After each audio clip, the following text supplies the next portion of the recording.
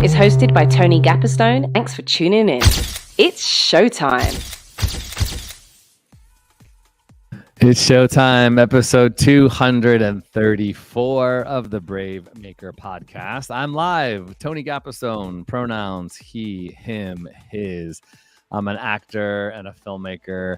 I'm headquartered in Redwood City, California, and I'm the founder and executive director of Brave Maker. You can find out more about who we are and what we do at bravemaker.com. And if you want to follow me, I'm on all the socials underneath my name, which is at Tony Gapperstone, or you can go to tonygap.com for my website. And I love getting to do the work. I am writing and directing and producing and creating content in and around justice, diversity, and inclusion. I am also a passionate maker that believes in the power of collaboration and getting your friends together to make stuff. I started Brave Maker in 2018 with the hopes of telling brave stories, stories that are meaningful and impactful, that entertain us, but also educate us and create experiences with those who watch it so we can be better humans. I am right now currently in my studio in Redwood City, California, which is a part of the Bay Area, San Francisco, California. And I am wearing a black t-shirt with yellow glasses. I'm a Caucasian man with brown hair. And my background is blue and pink, faux green, some sunflowers, and a striped wall to my right. And every week, I've been doing this since 2018. It's so fun. Every week we have creators and makers from all over the place telling us their stories and telling us how they got into the business and how they stay in the business, because it's not an easy business to be in. So today, my guest is LaNisa Frederick, and she is a multi-hyphenate creator and actress doing voiceover and commercials and TV and film. And we're very excited to have her. I got word that she is having some Wi-Fi issues, so she is getting logged on, and we will bring her in a second. But I will bring up some of her socials so that you can follow her. She is a triple threat, quadruple threat in so many ways. She is on Instagram with her friend Danielle Pinnock at #booked.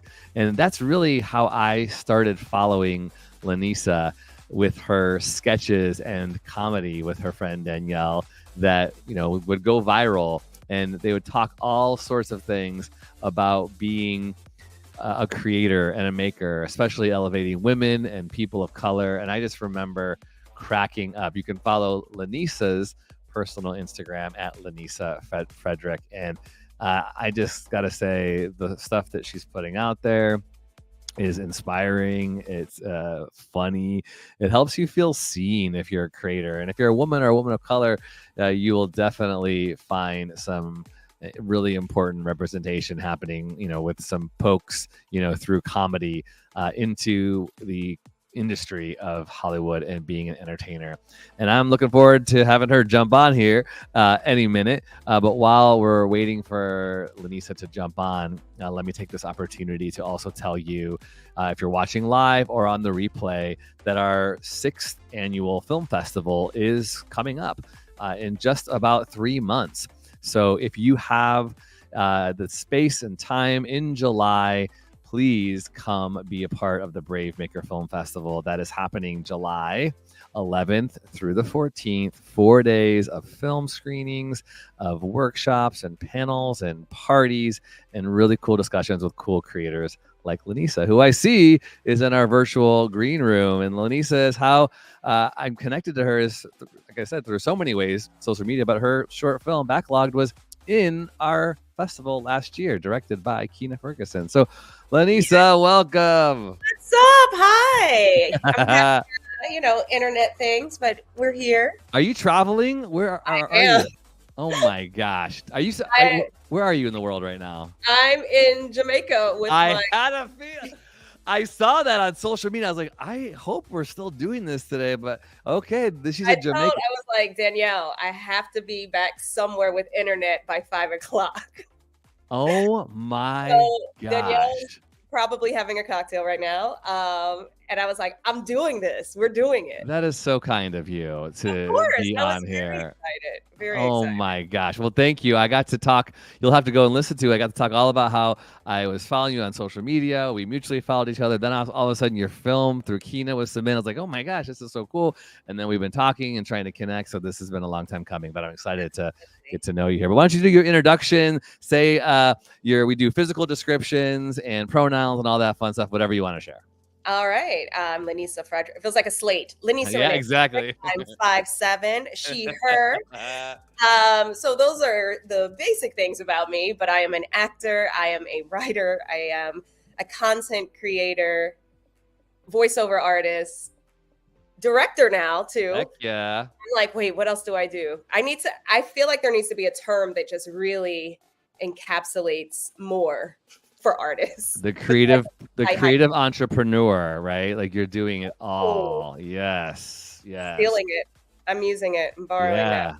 I'm really inspired by you. And so my second question is going to be talking about surviving in the business, because it feels really daunting right now, but let's not go there yet.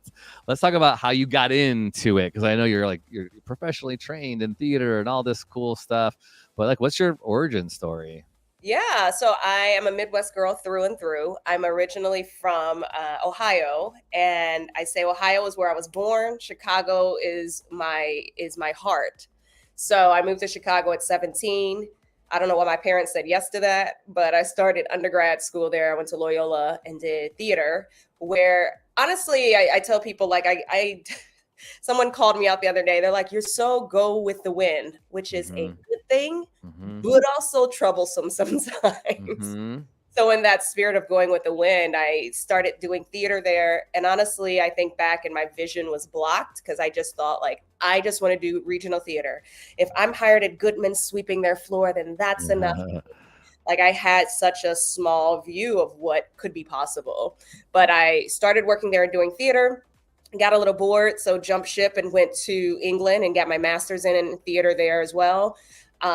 Did some work there because I got hired at a theater company. So I did a few shows in England. Visa ran out, didn't marry nobody, so I came back.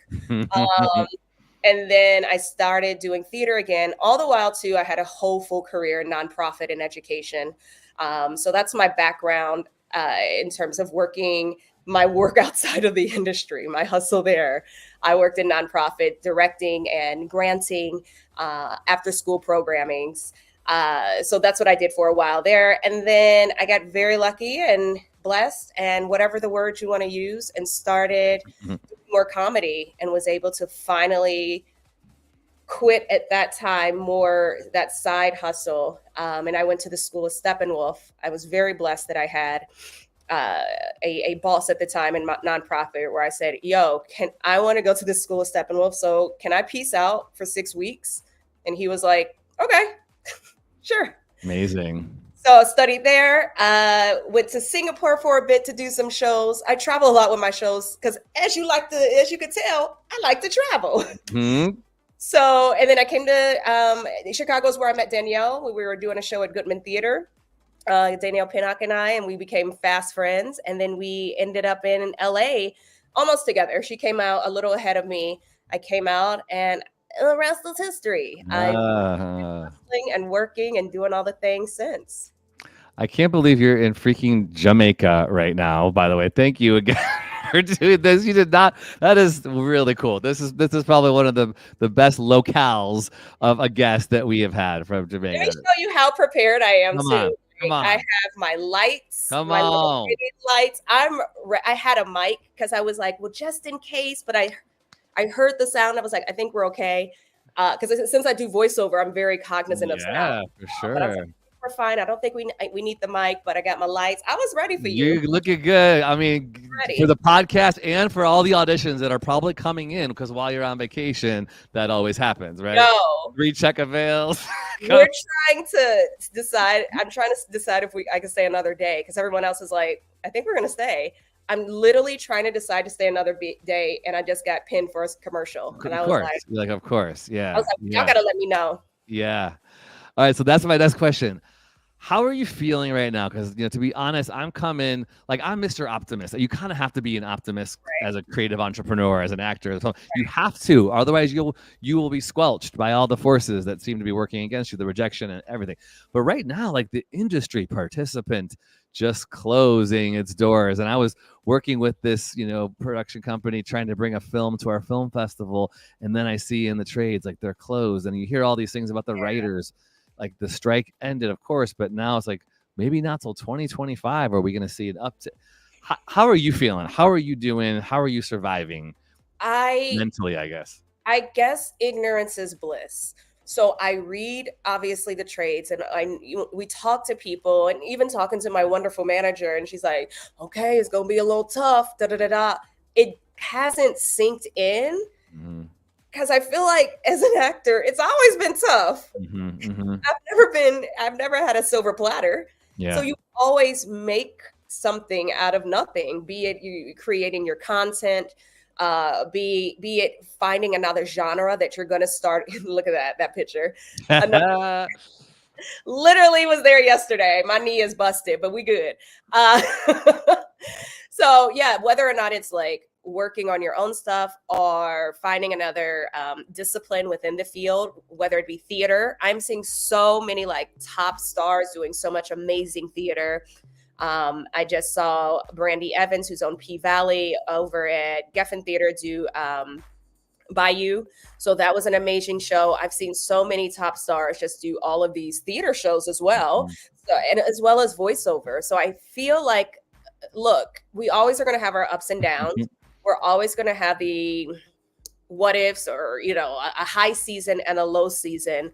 But I think you have to stay true to your core and figure out, what am I doing? What's my purpose? What's my why behind it? Mm-hmm. And easier said than done, because trust, I've cried lots. Mm-hmm. Mm-hmm. Lots and lots. But I feel like hearing all this news about how the industry is wild right now, I hear it, but I don't let it deter me. Because I'm still like, great. My voiceover agency, rest in peace to them, they shut down a few weeks ago. So there was that whole slew of agencies that just started shutting. It's shut down. I call my manager. She's like, I got you. I'm like, I know you do. Yeah. 2 days later, it's like, great, let's have another general with another one. So there's a way to just keep moving. Keep moving. Exactly. Yeah. So that's how I kind of feel. Maybe it's dumb, but I feel like it sustained me. Mm-hmm. Yeah, we have to have a little, you hear that term like, what's it called? Like, delusion. What's it called? Like faithful delusion or optimal, whatever that is. But yeah, to believe in yourself, I mean, you have to. And I think that's the thing, that the key to persevering is believing things are going to work out. Like if we're in this industry that is so up and down, that is, all about dreaming and going after goals and manifesting, you truly have to be that type of person to do it. And I was telling before you jumped on, I have been following you and #booked for quite some time. And, I find it so inspiring and so fun.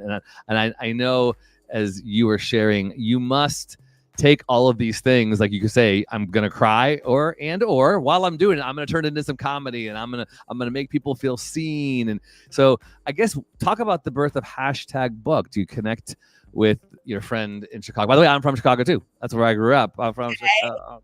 Wait, where did you grow up? So I was born in Evanston, and then I lived all in the burbs, and I ended up going to North Park University on the north side, Foster and Kedzie, for college, and then moved out here. Yeah, we'll have to chit chat. For sure. What's your favorite pizza? Not Gino's East, not Giordano. Okay. I Blue Malnati's. I don't like a deep dish. So back in the day, actually in Evanston or Skokie area, Gulliver's. Do you remember? Gulliver's. My dad loved Gulliver's. Yeah. It. Okay, cool. You do not. They're gonna crucify me. I do not like a deep dish. You don't. Okay, that's okay. I understand. It's weighty. It's heavy. You got to be a certain person, and I guess I am that person. Like, I'm not. Truth be told, though, I feel like a lot of Chicagoans don't like deep dish. They're like, that's for the tourists. Y'all can have that. I'm a tourist then. I don't know, because my dad ridicules me. He likes Lou Malnati's, and I like Giordano's. I just do. I don't know what it is. I just like it. I'm good. Sorry, y'all. We had to have a quick little pizza debate. All right, go back to so creating #booked, and there was a lot of things I want to talk about, the ins and outs. It was like going to be a show. Is it still going to be a show? What's going on with that whole thing? We go keep believing. It's going to be out there. Danielle and I, like I said, we met in Chicago. We were doing a show at the Goodman Theatre. By the way, meet Vera Stark. And at Goodman, if you're an understudy, you are not allowed to leave for the day until your character says their last line. So we were back there a lot. That's a lot. That's 8 shows plus a week that we're just backstage. And Danielle's character and my character had the very last lines. So we're literally sitting each other like, okay, we're almost done. Okay, at 3, 2, 1, and we'd run out. So that's how we started. That's how we met. And that's how we began like our friendship. I always crack up because one of the first times I met Danielle, we went to, it was like a intro meeting for, by the way, meet Vera Stark. And I'm very Midwest, let me give you a hug. How are you? She's very East Coast, and she gives me a business card. And I was like, what's this? She was like, I thought that's what you did. And I was like, okay, give me a hug. So that's how our friendship began. And then I feel like maybe 6+, I've been here now 6 years. I think she's been here 7-ish. When we moved out here, we weren't booking. We weren't getting, we weren't anywhere. Yeah. And we started thinking about all the ridiculous auditions, all the ridiculous experiences we've had as actors, as women, and as Black women. So we collectively, one day, literally, it could have been over like her broken iPhone and my bottle of Jameson. We were like, let's just start recording stuff. And one of our first sketches was us cracking up about the how women always have to have a cardigan for commercial auditions because that's the typical mom look. So that always has a special part in my heart for with that one. But we didn't know what we were doing. We didn't understand social media. We didn't know we were like, what is this? But we started to see how it caught on. We started to see how people related to it. And it kind of went off from there. We decided early on, like, oh, this is a show. This is a TV show. So we started writing it into a single cam comedy, sort of like Laverne and Shirley if they had box braids. That's our goal with it. That's our long with it. And yeah, we're still in the works with that. We're currently developing. And this is how the industry goes up and down. We had a deal went away. So now we're like, all right, now what? We are now co-creating an adult animation. So we're in development with that at a studio that I cannot say yet, but so we're working on that right now. And that it's been great. It's been a different process because both of us, we do animation voiceover, but we hadn't developed animation in this capacity. So it's a learning experience, and we're very blessed to have such a supportive team and network or studio to help us in that process. So that's kind of how we started. So good. So if you are listening, watching live or on the replay or listening on the audio, #booked on Instagram, check it out, follow. I have laughed so hard at some of your sketches. I mean, they're so good. They're so witty and just clever. And I love that it started with like, hey, let's just do something. And as actors, I think that's one of the best things we can do is just do something. Even if you feel like you don't know what you're doing, you figure it out along the way and you do it with a friend. You find somebody that you connect with and you just have fun along the way. Because I mean, the irony of the #booked, while you're waiting to be #booked, it's like you can be twiddling your thumbs. You could pray and hope someone's going to book you, or get off your butt and make something. Just do something. And that's really cool that it has really worked in your benefit. I mean, your list of credits and all the shows you've been on, we're going to get to in a second. It's like, wow. And I can only imagine the fact that you have been self-generating stuff, content and stories for your own stuff has benefited you in your career. Yes, you have a manager and agent, but you're doing stuff for yourself to benefit yourself. I mean, I know for a fact that there have been some things that I booked because they saw a video, or some things where I got a meeting where they're like, I'll go in a general and they're like, oh, we've already watched all your sketches. I'm like, oh, yeah. Because honestly, in the beginning, it's like, are people watching? Yeah. People watch this? And it's like, oh, people are watching. Yeah. I mean, same with Danielle, obviously. Like, she's series regular on Ghost. She's killing it, doing the thing. Like, we both had so many amazing opportunities. And I think within that, we've been able to learn more about the industry and understand how this game works too. Yeah. And I don't know Danielle personally, but it's so fun. I met her husband, Jack, accent coach Jack, first, and had him on the podcast like years ago. I just had him back a couple months ago. So it's so fun to sort of be in your radar. And I always refer people, actors that I know to him. So it's he's really, a beast. He is. Yeah. So cool. All right. So what I take from that, actors, is just create stuff. Do stuff with your friends. Stop waiting around. Figure it out as you go. Create something that you own too. And I love this. This is where we're seeing a lot of this. Like, you're developing your own intellectual property, IP. Absolutely. You have this idea, this show, this sketch, and now it's like, oh, now I can sell it as a show. Maybe make it an animated. Maybe do this, and maybe. Beautiful. And you've done live things before with this stuff as well, right? And you got, I mean, it's absolutely. It's just, the thing you said that stood out most was like, okay, now you own something and you have the ability to create IP. You have the ability to say, hey, this is the thing that I want to sell into a series or a movie or a podcast or what have you. So it gives you, I just feel like you feel more empowered. I feel like a lot of people get overwhelmed by it, and trust, I do too. I know I'm overwhelmed when I start. This is my little secret. If I'm posting at midnight, it's cut like a sketch. It's because I'm so the anxiety of it. I go like, no one's gonna watch it. But if I post it at midnight, everybody's asleep. It doesn't matter.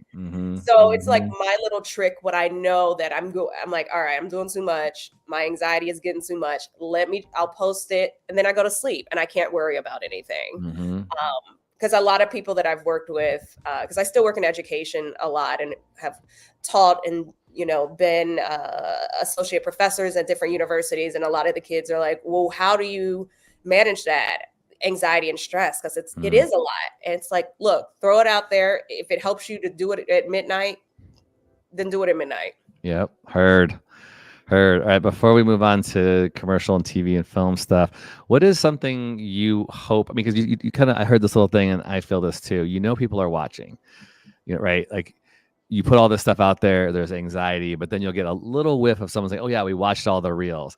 And sometimes I don't know how to deal with that. I'm like, well, can you just tell me you're watching? Or how about throw a comment on that or something? Like, is there anything you would say to people on social media, like best practices just in general about being an actor from your side, but also being a viewer, or I hate this word, but consumer of social media? Anything you would hope? Let's see. I think especially as an actor, just understand it is your image. We no longer really have websites. I ain't seen an active website. I mean, I'm sure there are, but I ain't seen an active website. We have like spaces where we might host our demos or our things like that, or our reels, but now people are using social media as their calling card. Now a lot of times managers are sending that over, not necessarily for like, oh, you better have 100,000 in order to get a series, blah, blah, blah. But just to be like, who are they? And they also are doing it to make sure that you okay to work with. Yep. They're checking you out. They are checking. So it is like a background check as well. I don't know of the people personally, but I have heard of stories where people are like, oh, well, this person had X, Y, and Z on their Instagram page. Yeah. And that image talked them out of a job. So just being aware that that is a viable image that people are looking at. Now, on the flip side, what you said about watching, hey, look, the more engagement, the better. So come on. The more engagement, come on, bring it. I can't even say I just had, but I had a video go viral that is still rolling 3 weeks on, and it is hilarious. I thought it was a very innocent video. Is that the headshot one? Which one is it? No, this is the one when I was in Africa, because I was in Africa. Yeah, the safari. Hello, travel. Right. I was in safari a couple weeks ago, and I talked to the driver about I talked to him about just seeing the animals, and he pointed to a lion and said Simba, and I was like, I didn't know that Simba meant lion. He's like, yeah. Yeah, America. I was like, oh, that's deep. But the comments are wild. All of a sudden, it's like, you're an ignorant American. How dare you? Da, da, da. So from that, I'm learning grace as well when I am an audience member. Yeah. I am learning grace. I am learning like what is beneficial for this person, because I always want to come in with the best light. People go be trolls. Trolls go troll. But I want to come in with the best light. So I always found more inspiring and more helpful the people that were like, hey, I'm glad I learned something new. Hey, I'm glad she shared this information. So even if it's something like that, I think it's very helpful as an audience member. Mic drop. That was so good. Thank you. Be more graceful for yourself, right? And for others. Absolutely. And we hear it's cheesy, but that like, subscribe, and share. Like, we spend so much time, and I just like, it doesn't hurt to throw some likes and comments on people. Exactly. And I really feel seen. I was just going through a hard time with our sponsorship for our film festival. I'm like, you know what? We always post all the smileys, all the happies, all the whatevers. I'm just going to be real for a moment. Just talk about how challenging it is to lead a nonprofit and to be the artist who's champion. And I got so many encouragements and affirmations like, you see me, thank you. I needed that. I will keep going. It meant so much to be able to hear that. So yeah, I love that. Thank you for that. It's rough. It can be beautiful, but it can. And you're in Jamaica. Just reminding everybody that LaNisa is in Jamaica. Okay, so let's talk about pool as soon as we done. Oh, put those feet in for me. Yes, I'm happy for you. So let's talk about all your work. I mean, you got to work with so many cool people. I've seen you with Kevin Hart on so many dang commercials. I love Brooklyn Nine-Nine. I've seen you on Brooklyn. You've been in Snake Oil. Is it called Snake Oil? Snake Oil. My kids and I watch that and love it. I'm like, to be able to say like, ooh, I kind of know her, and now I'll get to say, I love it. You're doing so much. It's so amazing. So congratulations. It's so funny to hear it because my brain you know what's going right now. You're like, did I do that? When did am I working? Did he look at the same resume that I had? He picked up somebody else's resume. Am I working? Tell me about that. Why? Do you feel like you just, because it's like all sparse and it comes out at weird time, or what's the feeling behind that? I have to figure it out. And this is why therapy is great. Yeah. But I have to figure it out because I think something as an artist, it is hard. I also think I'll mix up my Midwesternness from it, that like, oh, you don't want to be too braggalicious. You don't want to do this. Sure. So then I forget the things that I've done and how hard I've worked. I've been in this game for a long time. So you forget all of that. But it does take moments, honestly, when somebody else gives you flowers, or when I get those flowers you deserve. Exactly. when I look at like a program of something that I've been in, like theater wise, and I see credits, I'm like, oh shit, I did do that. So it's I have to constantly remind myself. I think it's also because I'm not working regularly every day on a commercial or on a series. So in those in between times, you have to remember to keep yourself on high. You got on an up, and keep doing the things you're doing, even though you're not walking into WB that day or Disney that day. You have to remember, just because I'm not walking in there today, it don't mean that tomorrow I won't be. And it doesn't mean that I'm less than just because I'm not today. It's hard. Anyway. Come on.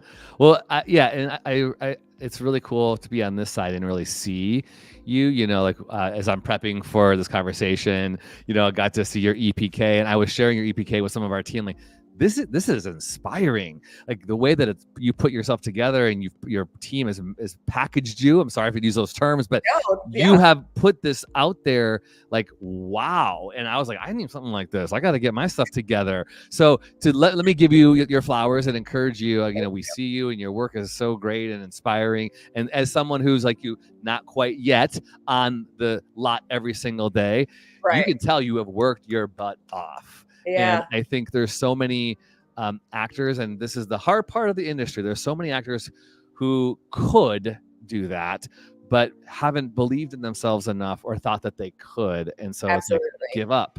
And it really is like, I think that resilience is a great word. I think we have to have as creators in this industry, because if we don't, it'll eat us up. We see exploitation happening all the time, right? Exploitation of artists and of actors and of creators. And it's like, we don't feel cared for until you get to the one. I don't know, thoughts. But I honestly think, and I've learned too, from when Danielle and I had started #book, there were so many people higher in the industry that had our backs, like Niecy Nash, Yvette Nicole Brown. I will always shout her out. People that reached out and DM'd and said, hey, we see what you girls are doing. We love it. Let us know if you need something. And what I've learned through them, and, even watching my bestie Danielle now, like on a series, is the hustle sometimes doesn't stop. It just changes in a different way. So it's that idea of like, okay, you can't think just because I'm here, everything's easy now. There's going to be a new challenge then. So it's like, how are you prepping yourself right now for that new challenge? How are you preparing yourself mentally, physically, and emotionally for when you do have a bigger challenge, or without thinking that, oh, well, once I reach that point, it's over and everything is simple. It's not. So if you have that attitude, I think you need to readjust and recheck yourself and just remind yourself, like, it's not going to necessarily be a cut and dry now. That's right. Yeah. The arrival, I've been having to tell myself about the living the dream, right? People say, oh my gosh, you're living the dream, to somebody else, right? Like you get to whatever we think that is for the other person. But then I've said to myself, actually, no, I'm living the dream. I am sure I'm not on a show, or I'm not full-time directing and doing the things I want to be doing, quote unquote, full-time. But for the most part, I choose what I do with my life. And I'm choosing, right? I'm choosing to put myself, I created an acting school. I created a film festival. I did a feature film. I'm working on my next feature film. That is living my dream. But living the dream is a hell of a lot of work. And so if you're willing to work, that's the dream. And so I think what you're saying too is so true. We have to, it's a mindset. It's mindset. Definitely. It's mindset. And I think it's preparation, which I am, because I'm more of a go with the win person. I'm admittedly not the best at. A lot of things that I know it's through hard work, but it's not intentional. Sometimes I never felt like it was in the beginning an intentional hard work. Or intentional focus rather. So I talk to my manager. I do a meeting every, 6 months, like a big one where we're like, hey, here's goals. This is what I want to do. And I told her, I said, this year I want radical intention. I want everything that I do to have its purpose rooted in what our goals are for my entire career, versus saying yes to everything because I just but have this radical intention. Versus, years ago, I won't tell my age, versus years ago, I would have just been so happy to sweep that Goodman floor. So, and that didn't, that it's in itself didn't necessarily serve a purpose, but understudying did, because I met Danielle, because da-da-da-da. So really thinking about, does what I'm doing right now, does that serve my goal and my purpose? That's really good. Preparation, mindset. I also heard you kind of shout out the mentor types, and that is, I think, something I want creators so bad to find people that you trust, that can see you and care for you, because you do need the people who are up above, who maybe have walked a little longer or farther and can put their arms around you.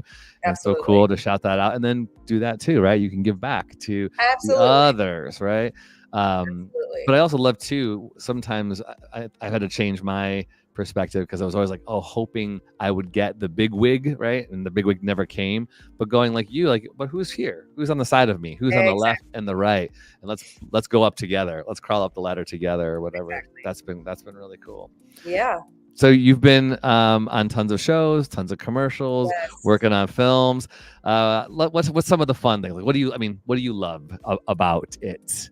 I love being on set, period. And I love television and theatrical work. And yes, it's a little weird right now, but ultimately, and I'm putting it out there because I rarely do, but I'm like, no, I'm ready for that next step within my theatrical acting career. And I'm excited for that to happen. And I know it's going to happen. I also adore my voiceover work. I am absolutely obsessed with voiceover. I have an amazing team, and they've really helped me build and grow and learn, because voiceover is something that I definitely didn't foresee myself doing in a larger capacity. Because as we know, in Chicago, it's very Midwest. Commercial work is great. At that time, home studios really weren't a thing. Yeah, right. So we didn't have as much animation capacity or video games. But since moving out here, I've been able to work with Nickelodeon and DreamWorks. I did Call of Duty Modern. I just found out I was in the mobile game too. Call of Duty, one of the Call of Duty mobile games. I went on IMDb. I was like, I am doing that. Oh, that's good. So those are some of the things that I adore doing. And one of the things that I'm really excited about right now is, I'm just like so many of us, I'm creating a podcast based on my experience being raised in a doomsday cult. I saw that. What? Yes. Can you give us a little teaser? Can you give us a little something? I can. So originally this idea came about because I wrote a script called Church Candy. And Church Candy is about a 13-year-old girl who starts to discover the church that she is in is something ain't right. So it's a comedy in the vein of chewing gum and Righteous Gemstones. Love chewing gum. You had me. Love chewing gum. I love it. So it's a single cam comedy in that capacity. So I wrote it. I loved it. I pitched it a bit. Strike happened. We're getting momentum again. But in the meantime, what I had learned and collected were interviews from former church members that I went to services with. And hearing their stories, I was like, cults are like the hot thing now, but rarely do I see people talking about Black people in cults. So I am creating a podcast. I'm in production now called Black and Cultivated. And it's a comedy podcast somehow. Cool. Is it narrative? Is it narrative or unscripted, or? It's unscripted. Yeah. So cool. I'm having have a guests that are coming on to talk about their experience of being Black or of color and having been raised in cults. Oh my gosh. But it needs a voice. It definitely needs a voice. Like, we all got obsessed with like every documentary about NXIVM, every documentary of Mother God, all of those documentaries we see on Netflix and Hulu do very well. And one thing I kept watching was just this narrative of just only seeing, honestly, white folks. And I was like, we out here too. Mm-hmm. Where's our story? How come we can't talk about that? Yeah. So I want to have a voice and bring that voice as well, because we have a lot to say. We have a lot to stereotypes to break about it. So that's what I'm working on right now. I'm really excited about. That's so cool. Do you know an actress in LA, Filipina, named Giovanni Espiritu by any chance? Oh, grew up. Yeah, I will connect you with her. Grew up in a doomsday cult. She's an actor director too. Yeah, I will connect you with her. Yes. In the Bay Area. So we've talked. Yeah, good. I'm so excited. I love creative inspiration, and you're living it, and it's really cool. And yeah, well, I'd love to keep talking more. I come from the church background as well, so I have a show called Church Biz that I've been working and creating about a black and a white church that accidentally merged together, and all hell breaks loose. So I love that kind of comedy. Same. Oh my gosh, I love Now, Righteous Gemstones. Yeah, Righteous Gemstones is one of my favorite. Chewing Gum. If you've never watched Chewing Gum, y'all, it's Michaela Cole's show before I May Destroy You, which I May Destroy You is probably one of my tops ever. Yeah. So fun. Oh my gosh. So okay. brilliant. Yeah. Woo. We're gonna talk. Okay, let's keep talking. I need to let you get back to the pool. I could definitely talk more, but we always end our show with just one thing, like our favorite thing of the week. So anything. Here we go. Brave faves. TV shows, films, books, songs, technology, clothing, podcast, food, and more. These are a few of our favorite people, places, and things. Brave faves.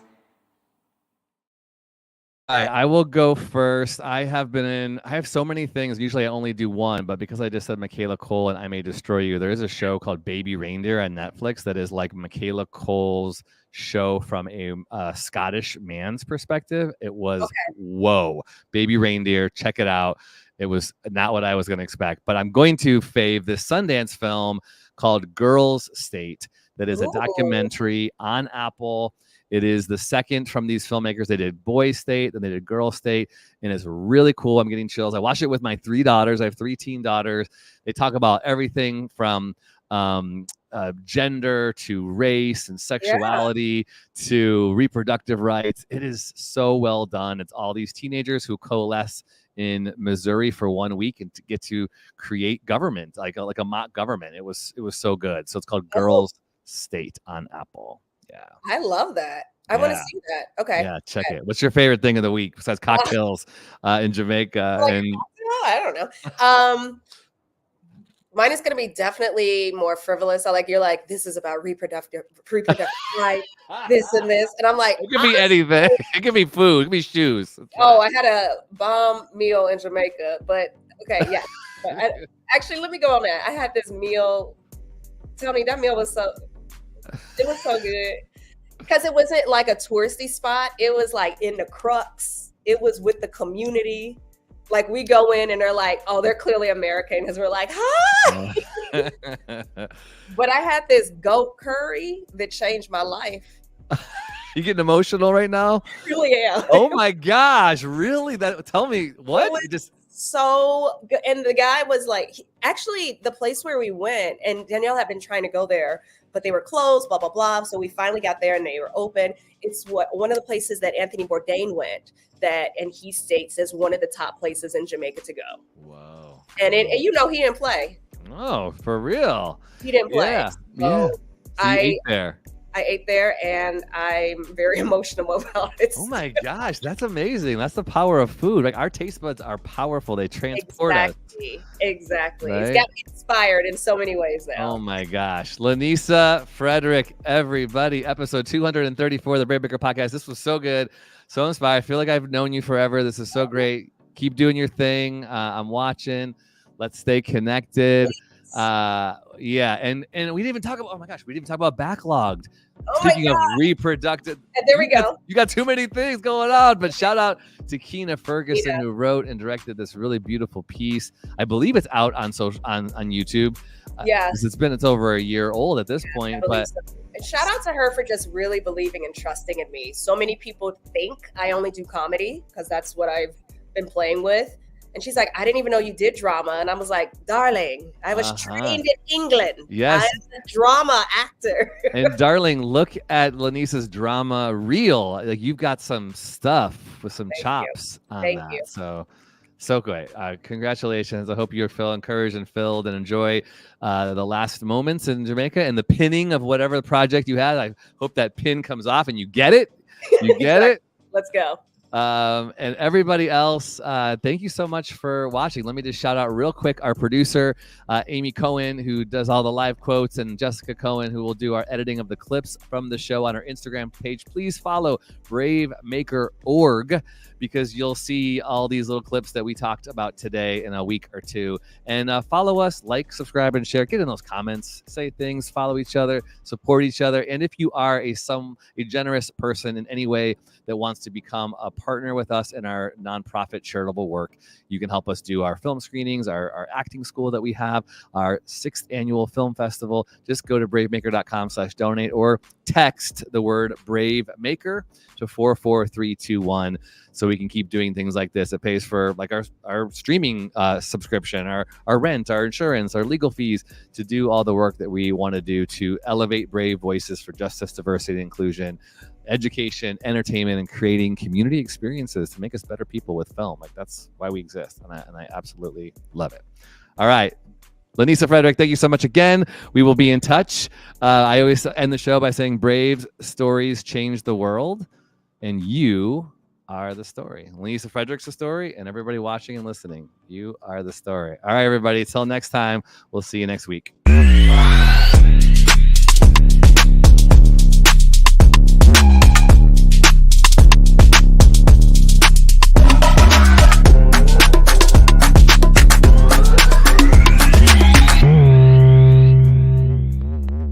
Follow us on Instagram, Twitter, YouTube, and Facebook at bravemaker.org.